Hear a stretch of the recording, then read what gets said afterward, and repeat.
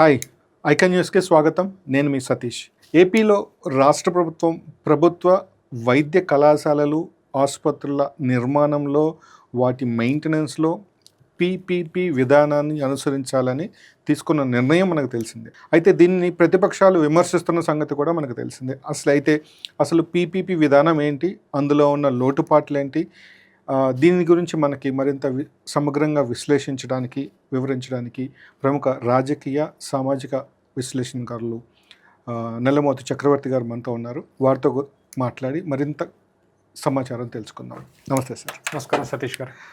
Sir, గత కొంతకాలంగా ఏపీలో నడుస్తున్న ఈ రాజకీయ పరిస్థితి గురించి మీకు తెలిసే ఉంటుంది. ప్రభుత్వ మెడికల్ కాలేజీల నిర్మాణంలో పీపీపీ విధానాన్ని, పబ్లిక్ ప్రైవేట్ పార్ట్నర్షిప్ విధానాన్ని అనుసరించాలని ఏపీ ప్రభుత్వం కీలక నిర్ణయం తీసుకుంది. ప్రతిపక్షాలేమో దాన్ని విమర్శిస్తున్నాయి. అసలు ఈ పీపీపీ విధానం ఏంటి? ఈ అంశంలోకి వెళ్ళే ముందు ప్రధానంగా I want to clarify one thing. ఇవాళ ఉన్న ఆంధ్రప్రదేశ్ రాష్ట్రంలో పాలక పార్టీ కానీ, ప్రతిపక్ష పార్టీలు కానీ ప్రజలను వేధిస్తున్న అసలు సమస్యలను పక్కన పెట్టి ఏదో ఒక సమస్యను ఎత్తుకొని దాన్ని ఇష్యూ చేసి, దాన్ని రాజకీయం చేసి, ఉన్నదానికంటే చాలా పెద్దగా దాన్ని చిత్రీకరించడం జరుగుతుంది. వాళ్ళ ప్రజలు నిరుద్యోగం, అవినీతి, విద్యుత్ రంగంలో దోపిడీ, ఇరిగేషన్ ప్రాజెక్టులు సరిగ్గా ఇంప్లిమెంట్ చేయకపోవటం, రోడ్లు సరిగ్గా లేకపోవటం, ఇవన్నీ ప్రజలు పీడిస్తున్న సమస్యలు. పీపీపీ అనేది ఒక 17 కాలేజీలు, ప్రతి కాలేజీలో 200 మంది 300 మంది విద్యార్థులు, అంతా కలిపితే ఒక 3-4 వేల మంది ఎఫెక్టెడ్ ఉంటారు. దాన్ని అసలు blown it out of proportions, ఒక 1 కోటి సంతకాలు అంటారు, రాష్ట్ర వ్యాప్త ఉద్యమం అంటారు. ఎందుకంటే వేరే వాటి మీద మాట్లాడలేరు. ఇప్పుడు విద్యుత్ మీద ఎన్నికలకు ముందు 1,00,000 కోట్ల అవినీతి అన్నారు, ఇద్దరు మాట్లాడరు. అదేవిధంగా lot of issues in irrigation ఇంకా ఈ రోజుకి కొనసాగుతున్నాయి, మాట్లాడరు. రోడ్లు బాగాలేవని జగన్మోహన్ రెడ్డి గారి మీద అంత గొడవ చేశారు. ఇప్పుడు ఈ ప్రభుత్వం కూడా అంతే ఉంది. ఆయన కొన్ని విషయాలు అసలు మాట్లాడు, ఎందుకంటే ఆయనకు దాంట్లో పాత్ర కొంత ఉంది కాబట్టి. Okay so now that we put that aside. Sir, PPP మీరు ఇష్యూ చేశారు కాబట్టి I think it is worth talk. అంటే నాట్ జస్ట్ లైక్ ఈ మెడికల్ కాలేజీలు దీని గురించే కాకుండా అసలు ప్రభుత్వ వైద్య కళాశాలలు ఆర్ ప్రభుత్వ ఆసుపత్రుల వల్ల ప్రజలకు మేలు జరుగుతుందా, ప్రభుత్వానికి కానీ సొసైటీకి ఇన్ ఏ లార్జ్ మేలు జరుగుతుందా, నష్టం జరుగుతుందా?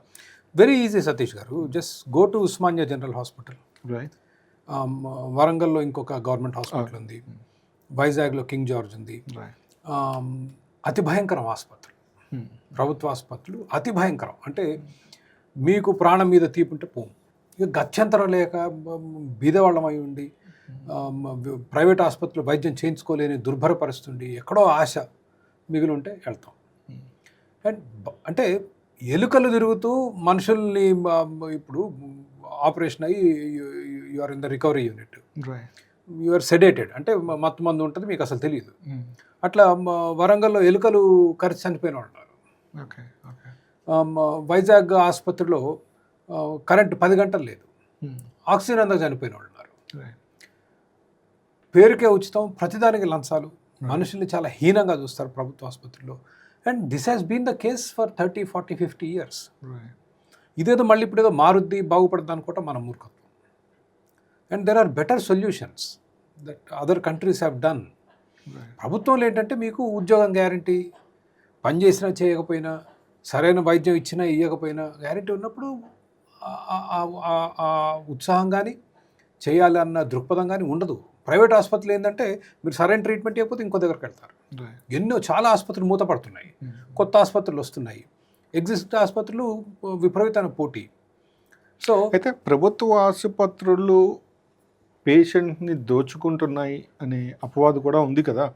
మరి ప్రైవేట్ ఆసుపత్రులు సో అంటే ప్రభుత్వ ఆసుపత్రుల, ప్రైవేట్ ఆసుపత్రుల నిర్ణయించాల్సి వస్తే ఏది? ఎవరు దోచుకోవట్లేదు? ప్రభుత్వ ఆసుపత్రులు దోచుకోవట్లేదా? ఫ్రీగా నడుస్తున్నాయా? లక్షల జీతాలు ఇస్తున్నారు కదా, యూఆర్ గివింగ్ విపరీతమైన జీతాలు ఇస్తున్నారు. మళ్ళీ వాళ్ళ ప్రభుత్వ ఆసుపత్రుల డాక్టర్లు ప్రైవేట్ ప్రాక్టీస్లు ఉంటాయి. ఇవన్నీ చేసినా కూడా వైద్యం దొరకట్లేదు కదా. ఇవాళ ఆంధ్రప్రదేశ్ రాష్ట్రం 19-20 వేల కోట్ల రూపాయలు వైద్యం మీద ఖర్చు చేస్తుంది. తెలంగాణ రాష్ట్రం 13-14-15 వేల కోట్ల రూపాయలు. సో 30-35 వేల కోట్ల రూపాయలు మీరు ప్రభుత్వం ఖర్చు చేస్తుంది, ప్రైవేట్ వైద్యం కాదు, ప్రభుత్వ వైద్యం మీద. ఆసుపత్రుల మీద ఆసుపత్రులు కానీ, మెడికల్ కాలేజీలు కానీ, ట్రీట్మెంట్లు కానీ, ఆసుపత్రి నిర్మాణం కానీ, what ever right. On health care sector 2 రాష్ట్రాలు కలిసి 30 నుంచి 35 వేల కోట్ల రూపాయలు ఖర్చు పెడుతున్నాయి. ఓకే. వస్తుందా మీకు ట్రీట్మెంట్? అదేం ఫ్రీ కాదు కదా. Free కాదు. ఈ 35,000 కోట్లు గాలి నుంచి రాలిపడవు. మనం ప్రభుత్వ ఆసుపత్రి అరే మనకి ఇది ఉచితం అనుకోవటం పిచ్చితనం. Because you are paying government is spending from the taxes money.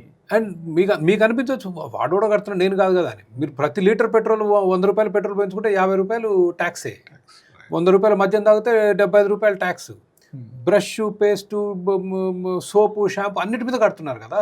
దాదాపు 12% మన మోడీ గారు తగ్గించినట్టున్నారు, 18 నుంచి 12కు ఎంతకో ట్యాక్స్ కడుతున్నారు. So these are our tax money that is going in. ప్రతిదాని మీద ట్యాక్స్లు కడతాం, ఆ డబ్బులే అక్కడ ఖర్చు పెడుతున్నాం కదా. But there are better solutions. మీరు బీద ప్రజలకు సహాయం చేయాలి అనుకుంటే ప్రైవేట్ ఇన్సూరెన్స్ ద్వారా నా అభిప్రాయాలు let them get wear ever the treatment they want. ఇవాళ ఆరోగ్యశ్రీలు మీరు చేసేది అదే కదా. ఆరోగ్యశ్రీ వైఎస్ రాజశేఖర రెడ్డి గారు ఎందుకు తీసుకొచ్చారు? ప్రజలకు ప్రభుత్వ ఆసుపత్రుల్లో వైద్యం అందట్లేదు, నేను సామాన్యులకు, బీద ప్రజలకు కార్పొరేట్ వైద్యం అందిస్తా అన్నారు. దాని అర్థం ఏంటి? అక్కడ అందట్లేదనేగా.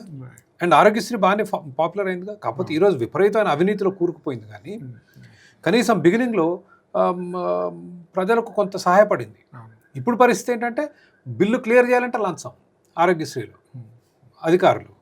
ప్లస్ ఆసుపత్రులు కూడా ఎట్లాగే లంచగొండే కదా, ట్రీట్మెంట్ కూడా అవసరం లేదు, అడిగి లంచం ఇచ్చి తెచ్చుకోవడం డబ్బులు. That is the nature of ప్రభుత్వానికి. మీరు ఏది ఒప్ప చెప్పినా అవినీతి అవినీతి అవినీతి, దోపిడీ. ప్రజలకు వచ్చేది 10 రూపాయలు, వాళ్ళు దోచుకునేది 90 రూపాయలు. ఇంకెన్ని రోజులు గుడ్డిగా నమ్ముతారు? 78 ఏళ్ళు అయింది దేశానికి స్వాతంత్రం. It doesn't work, it will not work. ఇంకో 100 ఏళ్ళైనా ఇట్లే ఉంటాం, ప్రపంచం ఎక్కడికో వెళ్ళిపోతుంది మనకు అందనంత దూరానికి. Thank you so much sir. చూశారు కదా నల్లమూర్తి చక్రవర్తి గారి అభిప్రాయం.